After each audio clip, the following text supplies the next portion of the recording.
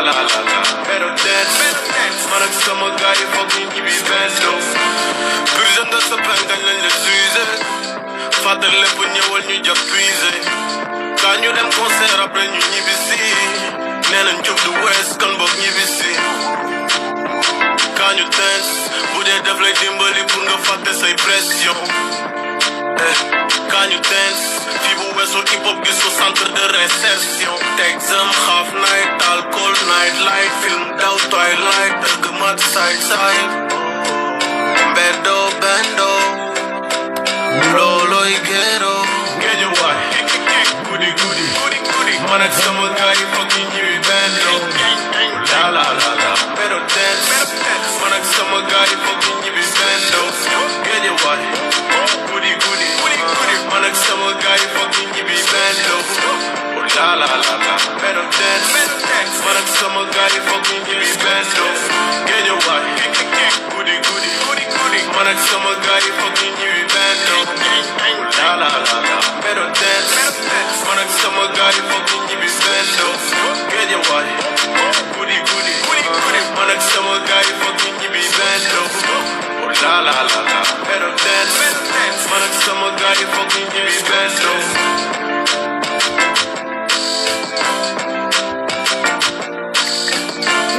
114 beats est notre invité aujourd'hui. Voilà. Ce live va être encore partagé sur...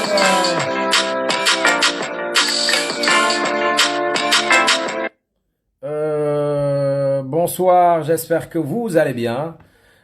maa ngi leen di nuyu di leen ziar bu baax a baax di leen gërëm bu baax a baax. Donc je vais commencer par ce qu'on a l'habitude de faire. S'il y a des abonnés de Kirène avec Orange, je vous offre une carte de crédit de 5000 francs, de 2500 francs CFA. Donc loolu laay def léegi après balaa may jël IS 814 mooy suñu invité tey.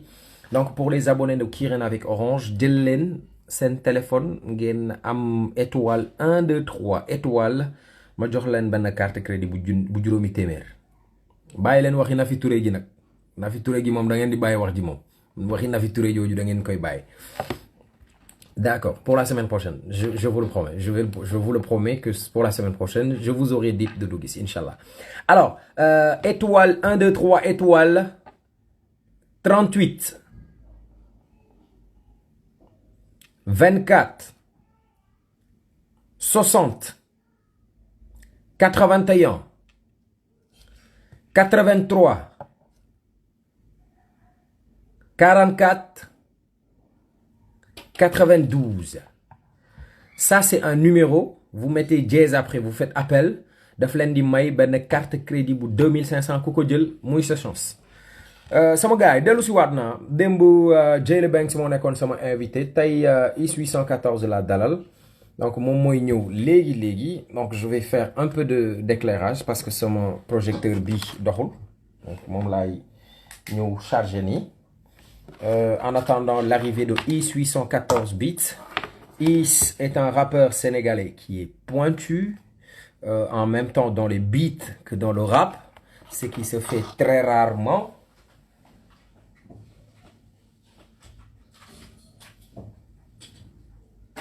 Il est rare de nos jours de voir un rappeur autant bien en programmation beat et autant bien en rappant. Donc IS 814 laay dem wëri nii ñu xool Ben Ali 94 nee na j'ai gagné wallah jërëjëf si c'est toi qui l'as gagné ça me fait plaisir. Ana Is Is a ngi ne Dakar Trap. Rappel, si vous êtes en compagnie de nous, sachez que ce sera lui jusqu'à 1h du matin. Il est 0h08. Destination 1h, voire même plus. Pourquoi pas? Is est en ligne. Is ziar naa la. naka waa. Ismaïla ziar waay. ziar delloo ziar naka la. Mbaa yaa ngi ci jàmm. oui on est là. naka tempo yi. Is foo nekk yaa ngi Géejawaay. waaye sama gaal waaw Géejawaay. maa ngi dégg Géejawaay. guddi man ak sama gars yi dañuy ñibbi bendo. Nice, La my la la nigga. la. Naka waat. J'adore ce son, je l'écoute très souvent. Way. Son dafa Saa yu may nice. def benn publicité boo xam ne Géejawaay lay jëm rek dama ko ciy dugal dama ko ciy rokkos. Da nga ko si roof. maa la ko wax. À chaque fois que ma je war fais du sport pour Guédiawaye, je mets ça dedans. ak ma war a fay droit d'auteur si loolu. Ah Est-ce non, que mais yaa ñi ngi koy may verser publicité loo ñu war a wax. est-ce que yaa ngi koy verser Sodav. Soraam lu ma ko versé doo ci jot bàyyil ma jox la ko rek soo ma laajee boo ma fayee ko rek ma jox la. da nga ma koy dajaleel balaa ma ñëw buntu Sodav balay xaar da ngay ñëw rek sotti ma ko ma daw. gars yi ñëw. gars yi ne TVA. non damaa fay TV ak BRS. booy BRS gars yi duñ ko wax mais da ngay fay BRS ba naaw. Imagine. Et puis c'est dommage que du ñëwaat si artistes yi. malheureusement surtout ñi nga xam ne dañu nekk si monde événementiel lu ñu def état bi jël ci 18% wala mu jël ci 5%. mais malheureusement duñ ko gis. gaare seen oto yooyu. gaare oto yi c'est menaçant. Is, on va commencer par des questions très simples. Hein. On va commencer par des questions très simples parce que gars, nous les faire. On va gagner un gain de temps fou en essayant de faire un portrait de Is 814. Is 814, si je ne me trompe pas, ton vrai nom c'est Ismaïla Talla. Ouais. Ismaïla Talla. What? Yéen seen famille nan ngeen sant Talla wala Tal?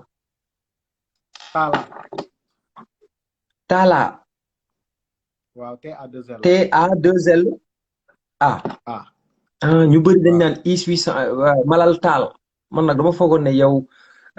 non taal ngeen sax ba muy def Malal Taal le représentant du malade mental. d'accord. mais mënoon na def Malal Taala tegoon ci A bi. malade mental bi day cool rim bi day cool.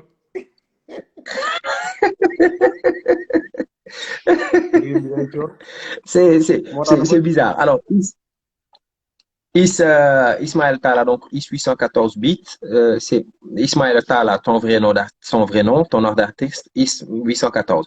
Alors, tu as quel âge? Man, Mike, j'ai 37 ans. 37 ans. Papa. Is yow doo boy de. Déedéet. Damn. 37 ans nga am Is. waaye léegi mu am 40 ans nga am rek. Papa. te ba tey déggagoo mon amour bu officiel quoi. non déggaguma si yooyu yëpp mais xam nga rek.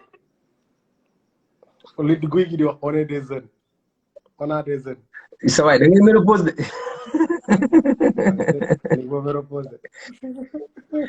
sa waay da ngay ménopause de. 37 ans alors profession booy def mise à part le rap ou l'univers de la musique parce que tu es rappeur et beatmaker en même temps amoo leneen looy liggéey wala loo mën wala métier boo xam ne tu le fais en dehors du rap. Bon non je fais que de la beatmaking quoi. Beatmaking d'accord waaw 814 yi lan la. 814 suñu numéro kër. non. waaw.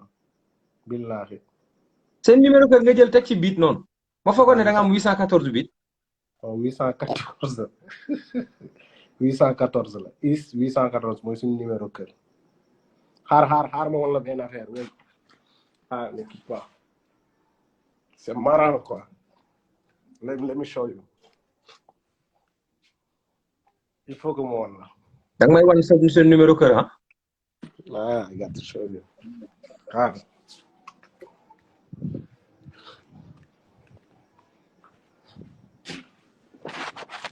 Oui.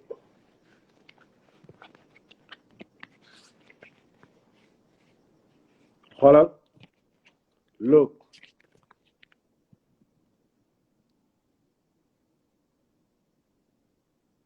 Le numéro 800.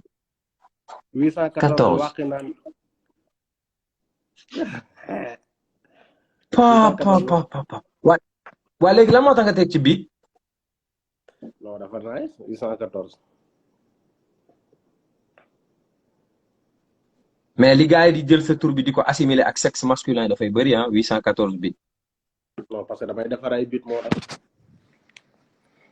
non da ngay defar ay beat mais gars yi xam nga beat am na noo koy waxee mu nekk beat mu nekk pour instrument mais am na nooy waxee mu nekk sexe masculin. gars yi c'est des pervers dañ bàyyi yooyu taxawul.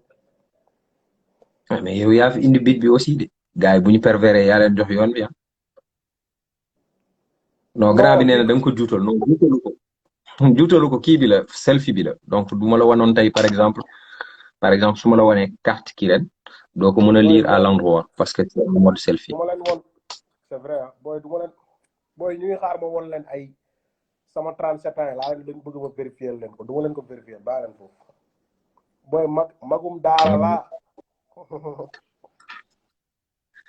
Alors, IS 814 bits, Ismaël Talla, 37 ans, 814, ça veut dire le lot de chez lui. Il est beatmaker et il est rappeur. C'est quoi le plus aisant pour toi, beatmaking ou le rap? ñaar yëpp parce que je fais du rap en même temps may defar beat. Mais amna si bo xamné tu te sens beaucoup plus à l'aise quand tu le fais.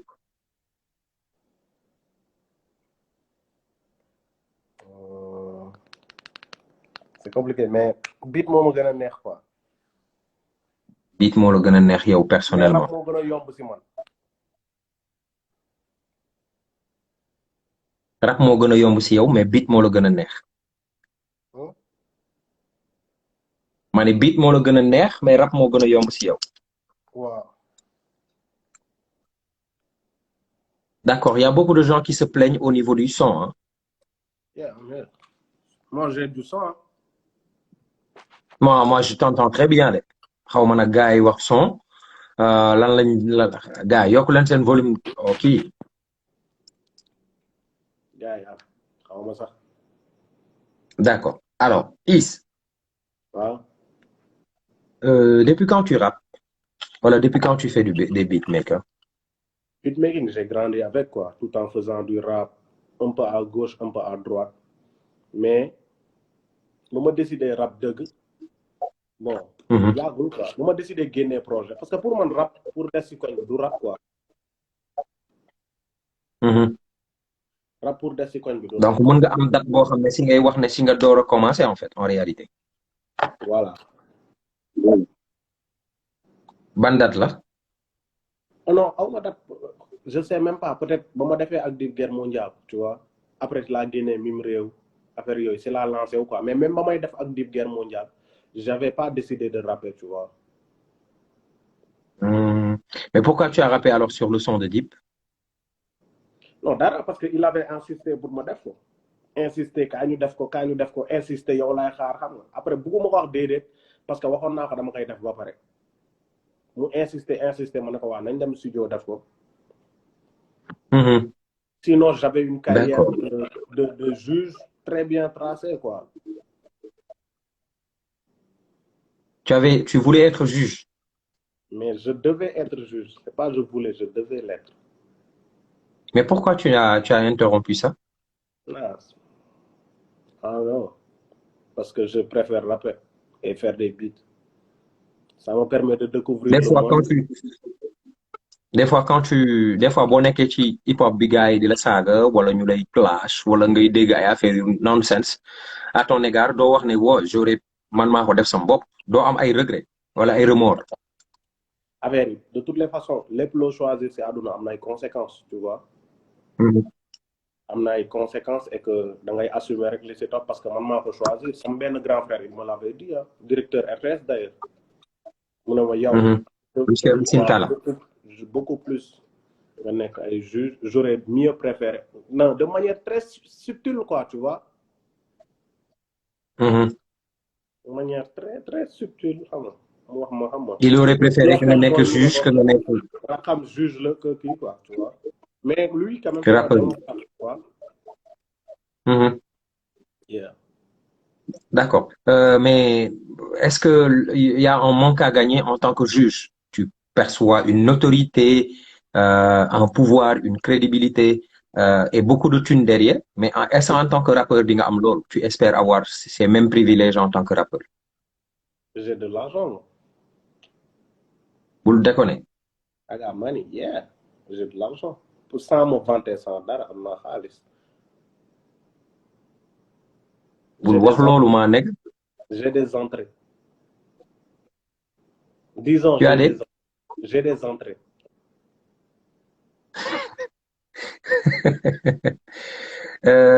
benn beat ñaata nga koy jaayee is benn beat sa benn beat bu correct boo xam ne nit bu bëggee ñëw si is defar lu beat ñaata lay génne.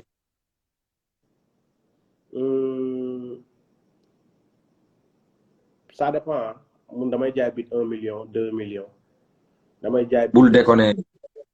No way. non ma mère. 1 million. 1 million 2 jaay beat 400 000 500 extérieur su ma fay jaay beat ça descend pas si ay 200 000 300 donc loolu la quoi.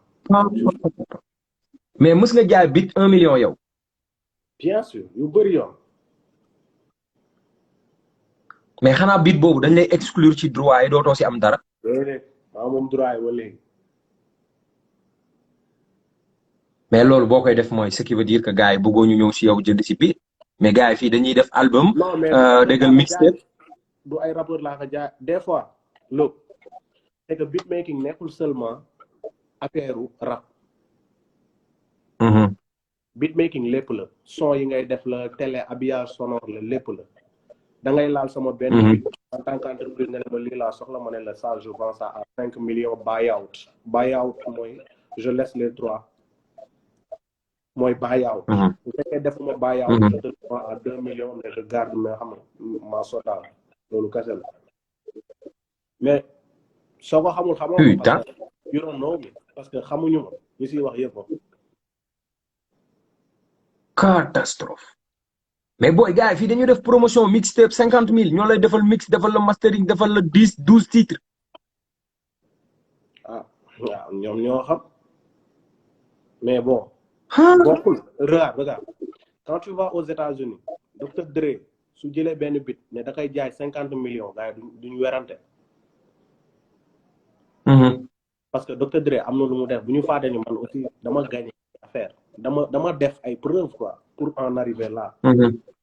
donc c'est normal ça va de soi quoi. beatmaking am na dara. su fekkee booy ils sont organisés xam fu ñuy tegu boum tu te fais. mais man dikk naa si sa studio Aaru Mbedd di la jël émission mais en un temps record tu m'as sorti un beat d'enfer. loolu bi tee la loolu bokk la sax des fois nga teewlu si benn mois boo xam ne da ngay am ay 4 publicités 5. d'accord kon la publicité donne plus que le rap mais le rap proprement dit le rap il y a un gosse par exemple qui nous regarde de Bambey wala de Saint-Louis il voudrait acheter un beat il rêve de poser sur un beat où la signature c'est IS 814 ñaata nga koy jaayee. non mun naa ko jaay beat booy dama siy jàpp des fois booy ñëw sama studio xool ma is waaye dañu bëgg xam nga defaral ñu benn affaire ma xool la ne la am nga 50 000 nga ne waaw man la indil nga jox ma ko ma dugg tas 50 000 yi may ko gaa yi taf dem sama yoon après ma defalal la ko. 50 000 boo si jëndee crédit day jeex. non yow boo jëndee crédit ñun dañ ciy dépense ay semaines yu bëri. bàyyi yow. gis naa oto bu ngay dawal. ne fais pas hein. gis naa oto bu ngay dawal bàyyi ngay def. waaye bàyyi ma waaye oto xurda bu yooyu nga naan oto bu may dawal man ma yor clando. c'est dommage waxoon naa fi lii que beatmaking jaay naa bit 1 million gars yi bañ ko là il revient mais loolu c'est très possible 1 million du xaalis daf naa mani. billahi man de damay am ay contrat yoo xam ne day ëpp 1 million à 2 reprises te ci une semaine lay doon. moom laa la koy wax das naat ma du xaalis. du xaalis moom très sincèrement balaa nga ko xam nag nga yor ko mais boo ko yorul buñ lay wax 1 million da ngay nekk lu spectaculaire. 1 million 1000 francs bokkatoo ci millions yi. d'accord Maintenant, on va parler de copie. Depuis Beat, il y a eu un tollé avec une fille que tu connais qui habite Guédiawaye, Freezy, bu wax ne gars yi dañu sàcc My Bandi bu ñoom Samba Peuzzi ñoom BMJ ak ñoom Karabalik te gis naa ni yéen ñëpp vous êtes en bon terme ma laaj la ndax est-ce que beatmaker yi fii Sénégal dañuy faral di def loolu jël biitu jàmbur dëpp ko pour créer si waat beneen affaire. c'est que gars yi déjà foog ñu xam benn affaire que beat premièrement beat making triche parce que si sample la jóge bu ñu delluwaatee rap lan moo ko indi jël bitu kële jël benn mélodie kële jël ay drum si beat ay drum bi boss boole leen ensemble pour mu nekk beat rappeur bi rap si su keenee man maa moom sama guitare delloo ma ko keenee man maa moom sama drum si delloo ma ko toi à la base t'as rien créé et que pour man on serait beaucoup plus ensemble à s'entraider et à s'inspirer mutuellement que di nekk fii di wax non sama inspiration la kii waru ko jël parce que qu'est-ce que tu gagnes à partager ta connaissance qu'est-ce que tu perds en partageant ta connaissance rien tu gagnes tout xam-xam mooy looy partager téyewaat ko pour man foofu là n'est pas le débat pour man débat bi egul sax ay DP bi ay lii loolu pour man c'est un débat de très bas étage et que affaire bi war na jug ci beneen niveau aujourd'hui pour man la question qui se pose c'est lan la hip hop Galsen financièrement mën fan lañ nekkoon fan la ñuy dem ak génération actuelle lan la ñuy indi lu bees lu bokkul ak li fi nekkoon quoi pour propulser musique bi hors des frontières loolu laa gis. C'est très cool comme réponse donc on enchaîne est-ce que Sénégal yéen a ngi jaay ay beat ay rappeurs kaaw France États-Unis Allemagne Angleterre si bitim réew est-ce que yéen a ngi jaay ay beat en tant que beatmaker yow est-ce que yaa ngi jaay ay beat. album Lefa j'ai fait beaucoup album Lefa je fais en Allemagne on a placé aux États-Unis je place am na benn site bu mag nekk États-Unis boo xamante ne Dakar Trap génn na mooy Paris et imagine ma ay man ay Gatoch ay Boy Wonder ay Murder on the Beat mooy beatmaker Drake yi ak ñëpp ñoo bokk même plateforme te maa ngi ci top 100 yi. D'accord mais man ñoo ñëpp xaw ma leen yow laa xama. non tu dois savoir parce que yow animateur nga. non mais man ñoom intéressé wu man yow yaa ma intéressé en fait.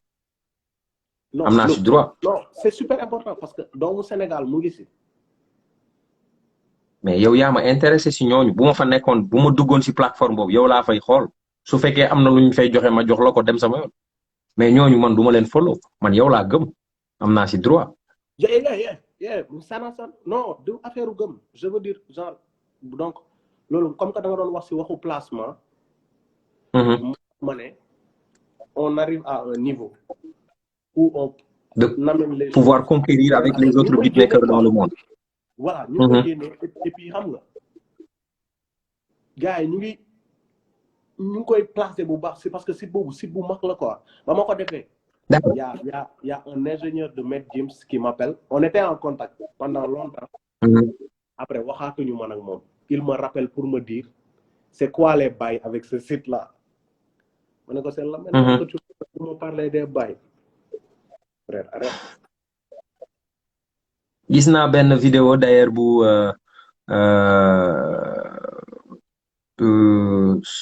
soprano moom mooy tere wax turam La Fouine posté si benn réseau di wax Dakar est dans la famille Dakar Trap est dans la famille ISS 814 bits j'étais fier je me dis que quand même ça c'est des stars bu ñu ñëwee fii ay monuments de la Renaissance la ñuy dem gars yi dañ leen di béggee ñoom ñu toog foofu di béggee ay œuvre suñu ay beatmakers ça c'est quand même une fierté je tenais vraiment à te le dire comme ça quand j'ai vu ça je sais pas mais j'étais content c'est comme si je venais d'accomplir quelque chose d'extraordinaire j'étais trop content de toi alors mais est-ce que yéen rappeurs yi nekk ci àdduna bi bu ñu ñëwee di leen wax waxu beat di ngeen leen proposer ay beat yu am coloration ay culture sénégalaise comme ay sabar comme ay tama comme ay riiti comme ay genre affaire yooyu wala vous n'osez toujours pas encore franchir le cap. Non, non, non. Ñu ngi koy c'est la question même de l'identité culturelle boo xam ne moom la ñuy imposer mais je veux dire tey quand les gens te consultent ils te consultent pas en tant que ils te consultent parce que tu as du talent parce que Sénégal tolloful fenn ci musique bi ci àdduna comprendre nga ils te consultent parce qu'ils savent que tu as du talent et que am nga benn affaire boo xamante ne soxla nañ ko te yow moom mun nañ ko exploiter. Donc, quand tu fais des placements, c'est pas eux qui te disent de nous donner ça. Yow da ngay xalaat li nekk sa xel rek nga avancer leen suñu ko bëggee ok suñu ko bëggee grave. D'accord. Et c'est très souvent quelque chose de positif. Voilà, on vient de finir la partie Is beatmaker. Maintenant, attaquons la partie de Is rappeur. Is da nga fi génne mixtape wala tape nga ni bala Mbedocratie mais Mbedocratie kañ lay génn wala yow da nga lan la. yow Is lan la. xam nga sama live tamit jëloon na tournure bu bëri quoi. mooy nekkoon naa fi di liggéey di placer di dem ay France di ñëwaat dem États-Unis di placer di liggéey ci affaire yu bëri quoi. Donc du coup t'as pas aussi assez de temps pour concentrer wu pour la création artiste en tant que rap quoi. Donc tout ce que tu as à faire c'est de te xam nga nit des fois nga investir mais tu te rends pas compte que yow sa personne yaa ngi perdre temps pour sa personne. C'est comme yow nga dem ba ci digg bi nga ne il est grand temps ma def recul pour liggéey samay émission bopp quoi. Que je propose des émissions là moo tax nu ma nekkoon confinement bi genre man c'est un excellent truc parce que là je commence à retourner au studio à faire xam nga di enregistrer de malade. Mais donc Mbedocratie pare na ba pare na presque instant mix yi la ñuy xaar master yi après c'est bon. Donc tu as prévu de faire combien de titres dans Mbedocratie? On est en train de discuter entre 15 et 13 quoi mais on réfléchit. 15 ak 16. Ak 13. 13 donc on va dire 15 titres pour Mbedocratie. L'album sortira juste après ces événements de pandémie là. Non, j'ai pas encore de date. T'as pas encore de date mais mën nañ ko xaar boobu balaa 2020 di jeex. I don't know ça dépend du staff et gars yi dinañ ci waxtaan et puis on a un nouveau manager il va réfléchir par rapport avec le groupe par rapport à la démarche à prendre après ñu topp ko. D'accord Is lan mooy sa relation ak Ngaaka Blindé. Ngaaka ñoo bokk Géejawaay. Man ak moom malgré lu gars yi xam man ak moom yàgg na trop quoi. man ko wax Ngaaka Baba Ndiaye laay wax parce que depuis Géejawaay J-pop ba muy commencé la quoi. ba muy commencé di nekk groupe undu yi ñu doon organiser ay cercle cypher man xam nga dama yàgg bëgg rap même si j'avais pas décidé de rapper quoi. Donc ñu nekk ci ay groupe cypher di def ay cypher di échanger je l'ai beaucoup épaulé quand il faisait son truc là mooy loolu te mu tax mooy flow up. Et puis par la sollicitation de Taf on a fait des choses et aujourd'hui il est là où il est c'est une bonne chose pour lui ça avance alhamdoulilah pour lui. Yéen a ngi déggante wala les relations se sont un peu. Non man nag je suis beaucoup plus focus ci samay kii quoi job man même personne yu close ci man dañuy yàgg ay temps mais duñu déggante quoi je suis pas super téléphone. Mais duñu déggante. Parce que bu bëri dañuy poser une question bi est-ce qu'il y a pas quelque chose entre yow ak Ngaaka Blindé parce que duñu dégg Ngaaka yéen ñaar te ngeen dëkk bokk Guédiawaye vous défendez la même localité mais kenn du leen di gis kenn du leen di dégg pas featuring ni rien et les gens se posent des questions. Bon gars yi ñoo koy wax mais y a pas. J'ai pas un problème personnel avec lui tu vois même si on n'est pas des. bokkuñu côté il défend son truc je défends le mien. On n'a pas un problème personnel. À ma plus modeste connaissance. On n'a pas de problème personnel et je trouve pas une raison de l'avoir d'ailleurs. Il fait sa carrière, je fais ma carrière. Manager il vient dans mon studio de temps en temps, il écoute ce que je fais, c'est un fan à moi donc Ça va. Il y a des gens qui sont dans son staff, c'est des fans à moi, ils aiment bien ce que je fais. Après, on avance. Featuring avec Ngaka Blindé, est-ce que tu penses que c'est dans les projets à venir ou alors c'est pas dans tes perspectives? Non, en fait, regarde, les featuring qui vont venir, tout dépendra de l'intérêt que le staff va porter sur l'artiste avec qui on va faire un featuring.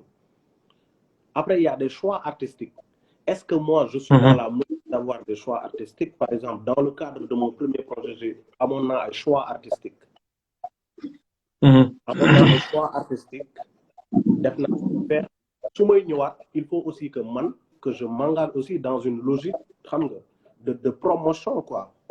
Boo xamante ne dina ma mhm. permettre ma benn cap, ma franchir beneen cap, xam nga, pour gars yi gën a jot sama musique. Et puis, ça dépend si staff bi rek bu ñu gisee ni dañ koy def ah. C'est quoi le problème? Amul problème, quoi. D'accord. On va parler de cannabis parce que je pense qu'il y a beaucoup de gens qui voudraient savoir. Da nga yeb cannabis wala da nga miin cannabis wala da nga ko bëgg on sait pas xamuñ parce que cannabis dafa génne affiche def faux de buzz faux nga gis nga génne sa affiche yi def faux de buzz ba mu yàgg nga dindi faux ba nga ci defoon muy 4 def faux avec FAUX. Mais c'est quoi le problème avec cannabis en réalité? Non, c'est que t'as pas compris. On a un nouveau manager et un nouveau staff qui décide de titre bi lii lañ koy jox lii man damay teg titre sax léegi lu gën a garaaw damay teg titre gars yi ne ma déedéet waaye defuñu Mhm, ko genre bañ xumbal amul c'est le manager qui dit que boy affaire bi koy tudd lii ak lii donc on voit la corrélation elle est bonne après on le fait mais sinon j'ai pas de mais problème quand personnel ak kii ak kële après rap la quoi rap am na ay cookaas Mike Ty tu vois. Légui, pourquoi, parmi toutes les personnes qui ont fait des affiches pour annoncer des sorties, tu as choisi le faux de buzz de Cannabis? Cannabis reporté bossam, nga reporté sa boss. Kan nga fa reporté bosam Cannabis. dama génnee mu reporté bosam Non, non. Yow reporté woo sa boss. reporté lan Sa faux de buzz, wala faux de buzz bi du mixtape. yow tamit kañ nga de yow yaa ngi wax si affaire boo xam ne yow seeti woo ko sa faux de buzz son la kii Pape Sidi Pour man mixtape la. Mais maak sénégalais ñooy ñun dañuy gis tel rek na dam. Pape Sidi t'as pas à faire ça t'es un animateur Ah man pour man faux de buzz affiche rek nga ma wan ah wanoo ma sopp. Pape Sidi t'as pas à faire ça c'est pas bien Eh bi ma la soxlaa nu ma def dama laa woo. non arrête li ngay def yow balaa nga may invité waroon nga xam faux de buzz lan la parce que tu poses une question sur ça. Mais attends, moi, si je te pose une question, c'est pour savoir pourquoi corrélation bi mu am ak cannabis. Non, Génn nga fi ay yeneen son posé wu ma la ci. arrête nañ avancé cool. Bàyyil cannabis mi ngay cokkaas. ah waaw Cannabis cokkaas moo ko bàyyil Cannabis mu cuene Cannabis bàyyi na rab day génnee nii projet rek bàyyi leen ko mu cool. Cannabis bàyyiwul rab de cannabis nee na après koor gi day génne faux de buzz pare na. ah bonne chance. bonne Waa chance baax pour la léegi yow ak Omzo wala bàyyi nga clash boobu léegi clash boobu passé na. mën a kan Omzo Omzo ndax bàyyi naa classe boobu. waaw non parce que dama dégg gars yi di clash Omzo rek yow duggatoo si quoi. non loolu c'est personnel man ak Omzo on va régler notre truc à côté loolu pour man grawul quoi loolu pour man ak moom la. D'accord. Parce que loolu nekkul son quoi tu vois ça sort du domaine du hip-hop tu vois. c'est personnel. lu dafa génn domaine hip-hop mais si hip-hop la febee. non waaw nit dina la def benn affaire mu dem ba dépasser lu tax mu def la ko comprendre nga.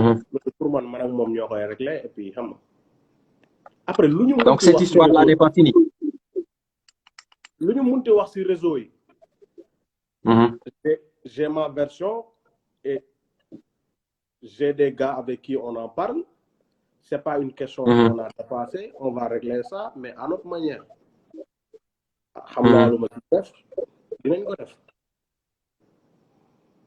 Qu'est-ce que ça veut dire? Est-ce que ça veut dire que tu vas en venir au mai ou da nga am leneen loo Pape Sidi, ça veut dire ce que ça veut dire. Moi, je non dama sais. lay laaj dama lay laaj Non, on va arrêter yow ça. dans cette histoire là tournure bi mu jël amoo si benn regret. Oui, da ngay am c'est-à-dire affaire bu xew di nga ci am ay leçons yoo si tiré tu vois mais après lépp lu am rek bon affaire u nit la quoi live day am yu siy xew. xam nga yenn booy après dinañ la bëgg a yab sax parce que affaire boobu moo am yenn booy ndaw bëgg la yab. xam nga yooyu da nga koy gérer da nga koy gérer avancer prendre de la hauteur par rapport à ça xam nga nekk beneen nit.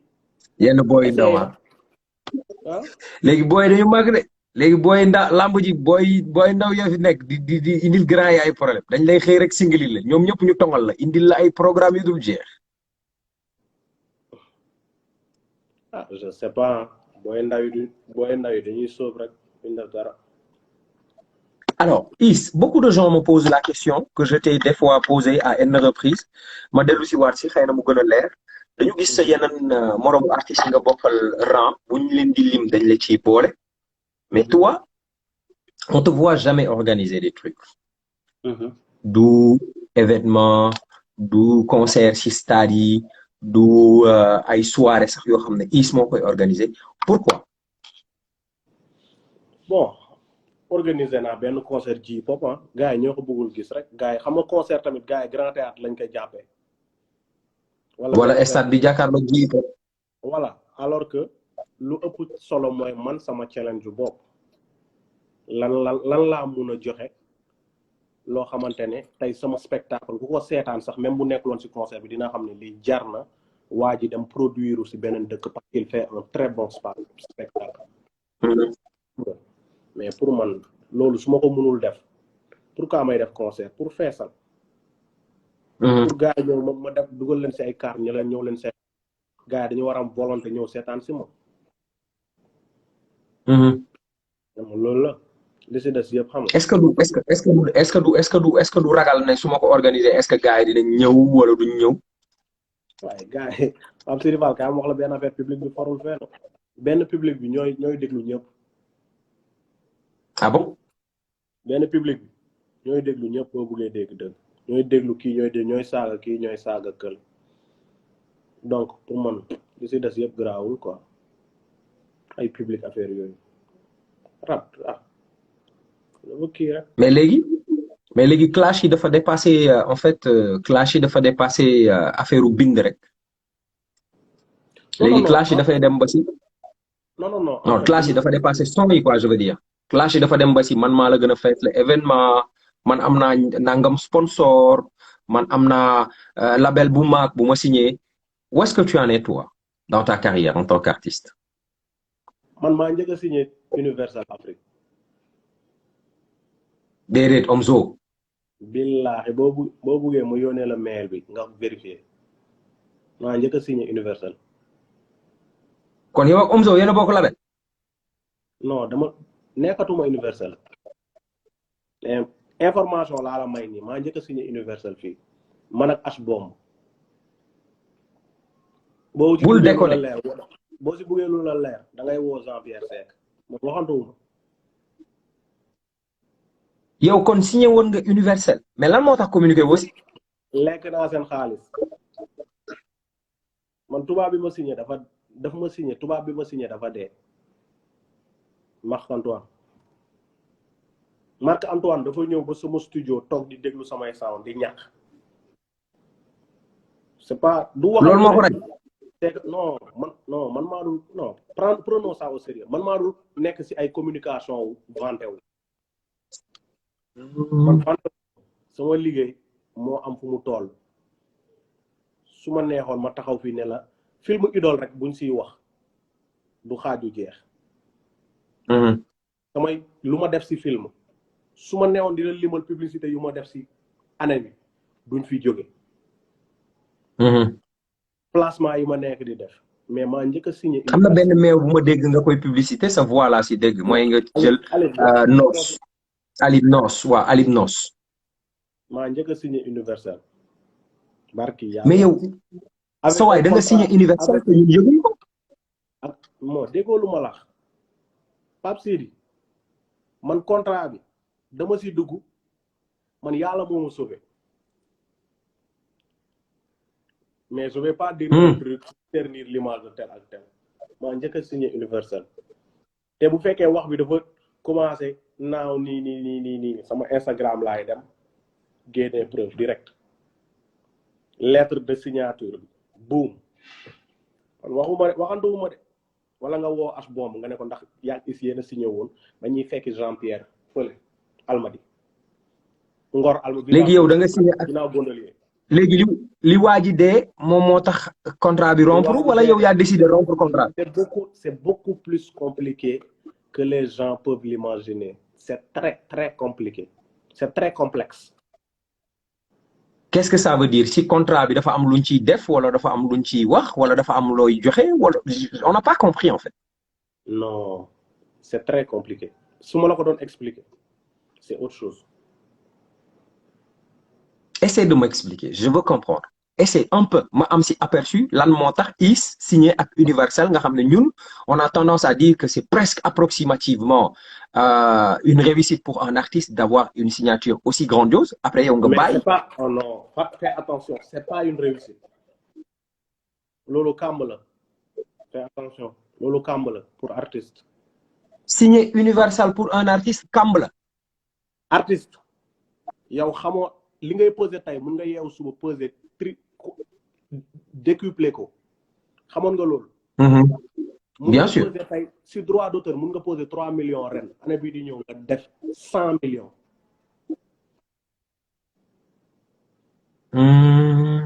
Comprendre nga. But you're not smart. You're not. Si t'es pas smart, t'es pas smart. Ça n'a rien de personnel qui le que mais maa njëkk a signé Universel. Et puis nekkuma fi di tëb di daal dafa am leneen loo xamante ne ci laa nekk dama nekk si yoon am foo xamante ne fii laay jëlee musique sénégalaise bi am fu ma koy yóbbu te yàggatul dara léegi la. yow génne go méritocratie di yóbbu musique sénégalaise. yow xamoo ma am na ñoo xamante ne ñu ngi fi mais xam nañ yow xamoo c'est dommage. malheureusement duma la laajee doomu wax te man loolu rek laa am pour mun xam. laajte parce que sama waxukaay mooy son bi comprendre nga li may def nii c'est en plus parce que man si format yu gars yi nekk affaire yooyu man su ma si nekkoon mais non parce que yow de réseau yi sax lu ma si gis du koy. waaw c'est vrai. moi je suis sama gaale job samay affaire di avancer di essayer sama benn lueur de kii benn yoon bu ma yàlla woon exploiter gën a avancer buux ko gëm ne lii day avancer nekk leneen instant yi. mais quand même signé Universal ba pare bàyyi loolu moom is du ma la ko baal.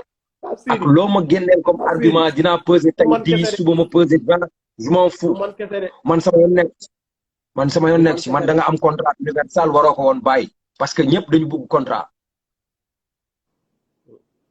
man mere naa la trop is. du man kese de. man gisal ma avec l'émission ah. contrat mooy lan benn. mais kaay ma jël la ma produire la ma yóbbu la si plateforme yu mag yi ma teg la si scène yu mag yi boole la ak tourneur yu mag yi après léegi nga ne ma loolu mooy lan. les contrats d'édition. il faut beaucoup je pense que tu devrais faire une émission sur les contrats d'édition c'est très important. waaw mais gis naa am na kayit it ñu ñuy jël di leen defal ay contrat yu dul jeex. c'est une très grande émission sur ça. ça va xam nga Pape Sidi xam nga lan moo grave. mooy nit yi on doit pas les abrutir dañu war a xam. xam bi mooy nga jël vraiment une émission avec un expert bu xam ay contrat d'édition lan la mu parce que xam nga lan laay bañaa mooy booy Sénégal dal ci piège buy dal la plupart des artistes. billahi. mais Universal Omzo rek la ñu signé en ce moment pour le moment Sénégal. waaw mais bonne chance pour lui bonne chance. Is, on va faire une émission où on va demander à ce que tu m'envoies le contrat par mail comme ça je vais le montrer. Hein? Tu me promets ça. yow déggoolu ma la boo insister mën dem génne la contrat yi wan la ko nii wan la lettre bi ñu war a déposer SODAV pour wane ni yow toogal yow affaire bi waaw léegi yow bi nga signé contrat bi ñaata lañ la joxoon. non loolu je garde ça non mais parce que contrat bi jeex na mën am nga na ma ko koo wax. xam ne signé na am na koo xam ne signé na te bugguma dévoiler lu mu am au grand jour parce que aussi ça regarde xam nga c'est artiste bi lu muy am dévoiler ko signature am la wax donc su ma la waxee tu peux avoir une idée parce que ñoom paquet yi ñuy jox Afrique yëpp a tolloo comprendre nga. yow mën na bañ a toll. non yow Pape Sidi xam naa li ma lay wax waxantuwuma. bul ma ne Pape Sidi man bëgg mën nañ laa fay yow 100 francs fay Omzo 10 000 yow wax ma lan nga amoon rek yow. non dañ dem rek am na dara. xanaa 6 millions lañ la fayoon waa ji pour signature. dañ dem rek. D'accord. Mais sinon, si tu n'as pas de producteur qui va produire ton album, c'est toi. mais ñun balaa Mbédocratie on l'a produit. 814 prod moo ko génne. ñun ñëpp a nekk di liggéey. yaa ngi comprendre ñun ñëpp a nekk di liggéey. yaa ngi comprendre. di xalaat di def am ay àttekat yu si nekk ay avocat ñu ngi si ay juge ñu ngi si ay contrôleur économique ñëpp a si nekk. ay maître de port ay lieutenant yuy kii bat maritime ñu bëri ñooñu ñooy ñëw di gérer affaire c'est des hommes de tenue hein. Ils sont dans le truc et puis très structurés yu si xalaat parce que ñoom depuis début man ak ñoom ñoo nekk donc xam yaa ngi xadimal Omzo nag pour gars yi foog ne contrat bi baaxul contrat Omzo bi contrat bu baax la Omzo contrat bu nice lañ ko signé yow contrat bi ki la ko signé loon daa dee sax ndax contrat bu bon bàyyil jàmbur Omzo sama gain la defe yaa nga. yaa ngi wax te waxuma si kii waxuma si c'est-à-dire il faut pas prendre aussi parce que il faut pas prendre lu may wax généralement pour des trucs personnels yàlla xam na ko nekkuma sax si moi je suis dans mon coin posé man lu may régler parce que yàlla lépp lu jëm si man ak nit su ma koy régler bugguma ko sax régler si kaw am naa fi ak ay rappeurs ñagas si suuf laa ko régler am nu ma la fekkee nga taxaw ma am yu ma la def gang bi am yu ñu la def non sérieusement parce que yàlla kon yéen da ngeen di dépassé. non dama lay wax. mais xanaa du hip hop rek xanaa du génn yow boo clashé gars yi am nañ droit clash la. affaire yi mbedd dafa am rap dafa am gars yi fekk la am yu ñu la def parce que gars yi may àndal man yàlla dama ma séedee ma bokk si koñ boo xamante ne genre dañ ma bëgg respecté ma fonk ma am fu ma leen teg ñu am fu ñu ma teg booy ma jaral leen lépp ñu pare pour def lépp comprendre nga. jarul sax may wax yenn saa yi sama kanam la ñuy xool rek def. des fois gars yi dañuy fàtte man rappeur bëgg na ma fi yàpp mais après il s'est calmé parce que man du ma wax si kaw. su ma maa ngi fa woon sama son laay def on va régler ça. maa ngi fa woon te su ma ko régler Instagram du ko yëg YouTube du ko yëg kenn du ko yëg man ak yow kese ñooy xam nga xam ne kii c'est un gars de la rue point c'est pas des menaces. ay da ngay nappaate nii rek pour booy di la kii nii. non dama lay wax rek. da ngay nappaate nii da ngay napp booy ngay napp nii pour booy la war a clash moom ngay nappaale nii. non du booy non na booy clash mais dama la bëgg a ne. mais clash dafa bokk si hip hop gars yi mën nañ la clash. déggoo lu ma la wax yaa ngi ñoom yéen a bokk jamono. Pape Sidi Fall man dem naa ko booy di ma saaga. yow maa ngi fa woon ma ne leen boo leen ñeme. maa ngi fa su ma wàccee concert bi ngeen ñëw ñu génn booy génnuñu. mais boo ñemee dama la bëgg a wax ne gars yi li ñuy wax ci kaw bu ñu wéetee du loolu la ñuy assumer man ay boy sax ko commentaire Instagram mais dama lay jël direct pour localiser sa kanam nga bañ nga daw parce que su ma la jàppee on va te faire du très sale parce que booy dañoo rew on avance. tëdd is day man day xaw ma foo jëlee doole ji ngay def nii. yow kon ku la classe wala ku la saaga da ngay xeex ak moom. non Isman moom loolu d'accord ma si. Pape Sidi Fall wax ji jaru muy bëri. waaye xam nañu man concert Pape Sidi Fall saaga naa rappeur mu aalu si réseaux sociaux yi ba dee concert nii laa ko rombee waxul gars yi duñu wax ñemewuñ sax man loolu soo ma ko defoon butéel laa lay jam fii wax benn nekk rek. Is yow da nga kon nag loolu dama jaaxal parce que ay affaire ay jël affaire bi yóbbu ko foofu di xeex. man ñaari côté yëpp laa am des fois je suis cool ba nga ne kii moo gën a cool bu jaree salte ma salte ba nga ne kii moo gën a salte loolu mooy loolu et puis loolu du ma ko nëbbu parce que sama caractère la gars yi may àndal xam nañ ko ñu si ànd si respect ak lépp da nga foog ne da nga laal is rek is nga laal non gang bi yëpp nga laal laaloo nga man kese. assume ce que tu fais point boo demee concert bu la booy di nguus yow la parce que man opportunité bu ma lay gis mooy defaral la booy di gis yow opportunité nangu li nga yore bokkul.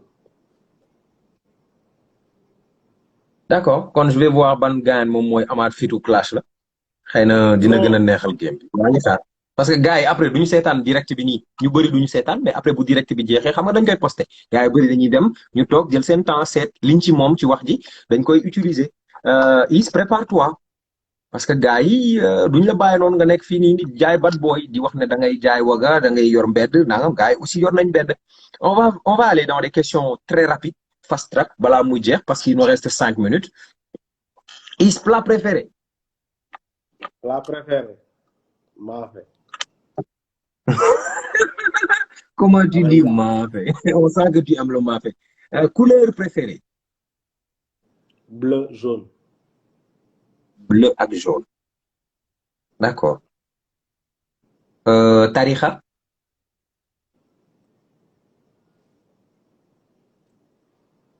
Tu es neutre. Simple. D'accord. Musulman tout court. MTS. Tout court. Yeah. Mais je respecte tout le D'accord. monde. Je respecte tout le monde. Yeah. D'accord. Is, mis à part le rap, quel style de musique tu écoutes le plus? Cabo Love, Camilo Domingo. Camilo Domingo. Yeah. Cabo Love, yo, tu n'as rien d'une personne sentimentale, hein? Si, damay déglu Camilo. Ay Cabo Love, affaire ay Bouloudio. ba ñu doon dem bàyyi laay si foyer waxi naan di fecc fu naanaa quoi. Amina tora tabo. Mene spirit say piti gege say. Xool yu fi reewande yi ngay def nii. Dafa nice. Yu fi reewande yi ngay def nii mooy la. Bu fi zugati de.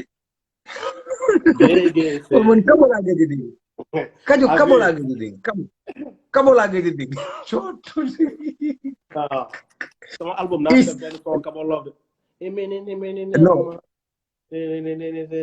Bala bële. lan nga gën a bañ lan nga gën a bañ go dimbale ni lan nga gën a bañ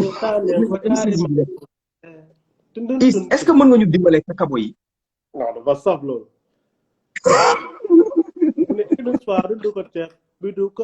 xam dimbale ñu kooku kii la Americo Gomez la man doom Yanga niri chan kata si ulus pare yi nga man li rew yegal Is lan la M6 di def ci hip hop Galsen te yow neexu la lan la gaay di def ci hip hop Galsen te neexu ma top public bi rappeur yi top public bi ñu wax ne neex na la yaaka public bi li la bëgg xama def di yaaka public bi c'est pas important feeling bi moo ëpp solo. Déet waay Is le public est important de. Ah.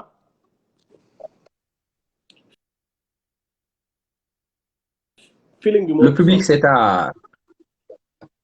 D'accord mooy top public bi gars yi di top public bi neexu la. D'accord sinon qu'est-ce qui se passe dans le hip-hop qui te vraiment fait plaisir?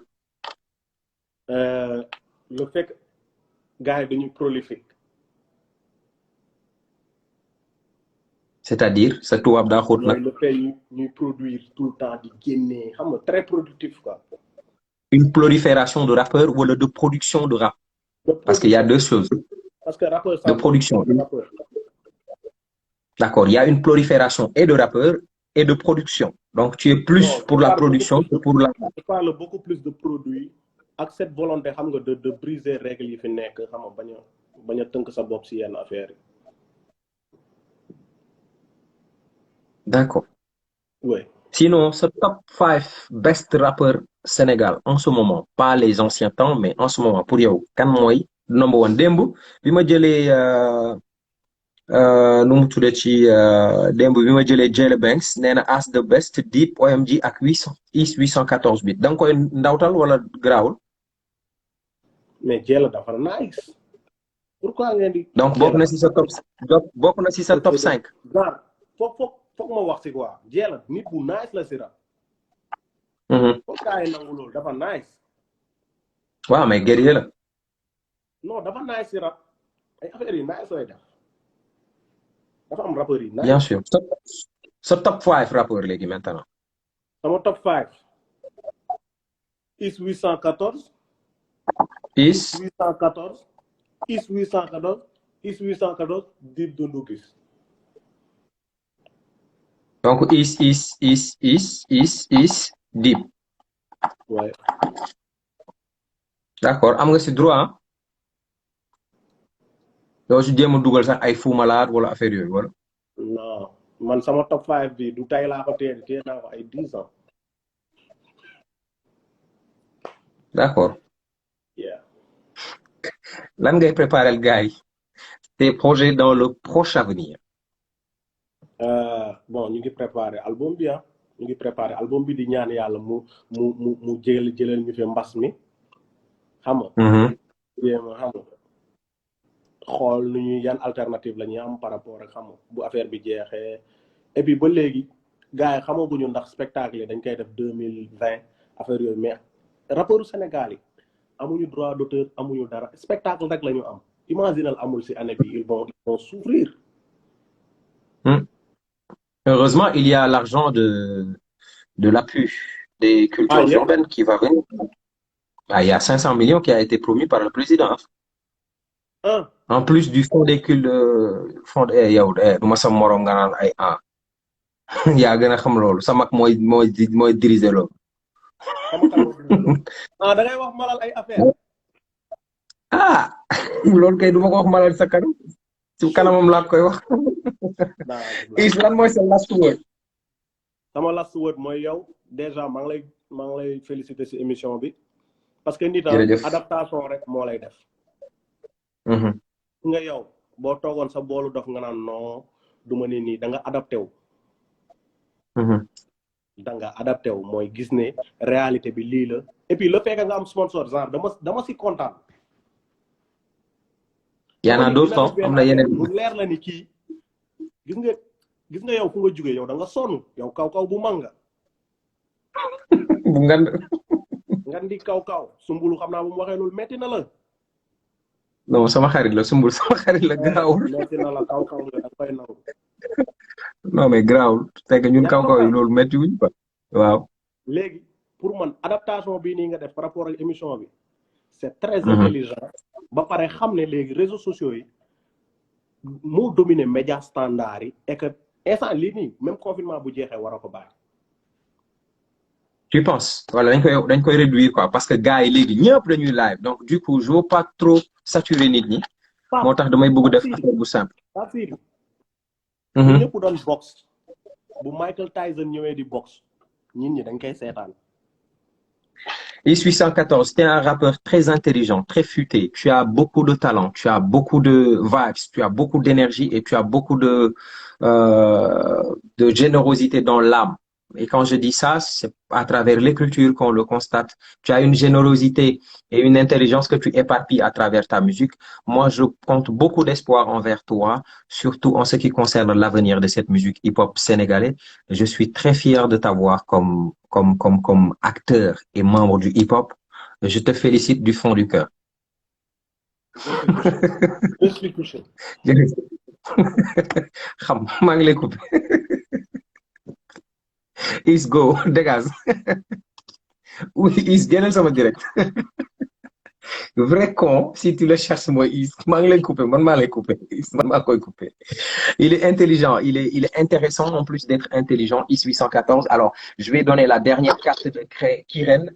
Kiren avec Orange, moom ñu may ay carte de crédit yoo xam ne dañ koy may ñu ñuy seetaan via ce live. Donc, j'avais donné une carte de crédit tout à l'heure. Je vais en donner une nouvelle carte de crédit. Bu ngeen amee téléphone boo xam ne dafa am puce Kiren jël leen damay joxe benn carte boo xam ne juróomi téeméer la donc carte boobu dama leen koy may yéen ñi nga xam ne yéen a gën a gaaw yéen a koy gagné donc prenez cette carte de crédit de 2500 de Kiren. On y va. 4, 3, 2, 1. Aïcha. Étoile 1, 2, 3, étoile. Ici 814. Il est super méga intéressant. Wallah, il faut discuter avec lui pour s'en rendre compte. Il n'est pas bête. Il est intelligent. Alors, étoile 1, 2, 3, étoile. Avant Mouidag. Gaulen. 82, 32, 69, 88, 92, 78, 54 ngeen bës dièse ku ko jël yaa ko moom maa ngi dem ba suba nit dof mooy nekk sama invité jaay ndef